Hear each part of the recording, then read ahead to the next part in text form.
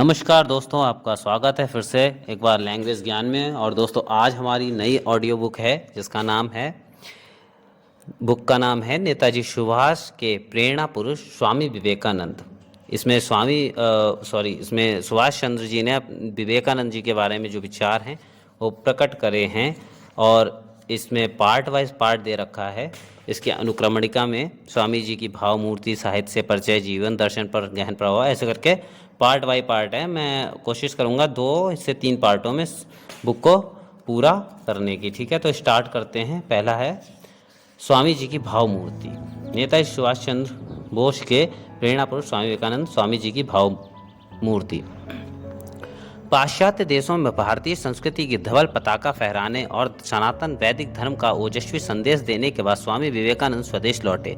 कई वर्षों के अंतराल के उपरांत 15 जनवरी 1897 ईस्वी को उन्होंने भारत भूमि पर पुनः पदार्पण किया और संपूर्ण भारत का भ्रमण करते हुए राष्ट्र का पुनर्गठन करने हेतु जनसाधारण और विशेषकर नवयुवकों का आह्वान किया।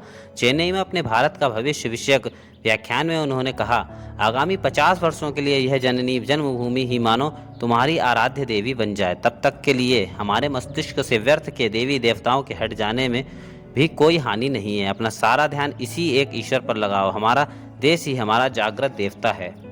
सर्वत्र उसके हाथ हैं, सर्वत्र उसके पैर हैं और सर्वत्र उसके कान हैं। समझ लो कि दूसरे देवी देवता सो रहे हैं। बड़े ही विस्मय की बात है कि जिन दिनों स्वामी जी के मन में इस तरह के विचार उठ रहे थे, उन्हीं दिनों 23 जनवरी 1897 ईस्वी के दिन एक ऐसे शिशु का जन्म हुआ जिसके जीवन में स्वामी जी के उपरोक्त शब्द अक्षरशः चरितार्थ हुए। आगे चलकर यही वाणी तरुण सुभाष के जीवन का मानो मूल मंत्र बन गई थी और उन्होंने ईश्वरोपलब्धि के लिए संन्यास ग्रहण करने की अपनी प्रबल आकांक्षा को त्याग कर प्रायः 50 वर्ष की आयु तक देश की स्वाधीनता के लिए संघर्ष किया। भारत माता तथा उसकी संतानों की सेवा में लगे रहे और अपने आजीवन श्रम के फलप्रसू होने के चिन्ह दृष्टिगोचर होते ही अंतर्धान हो गए। कुछ लोगों का कहना है कि एक विमान दुर्घटना में उनका देहावसान हो गया और कुछ अन्य का अनुमान है कि उन्होंने संन्यास लेकर अपनी चिराकांक्षित मोक्ष की साधना में मनोनियोग किया।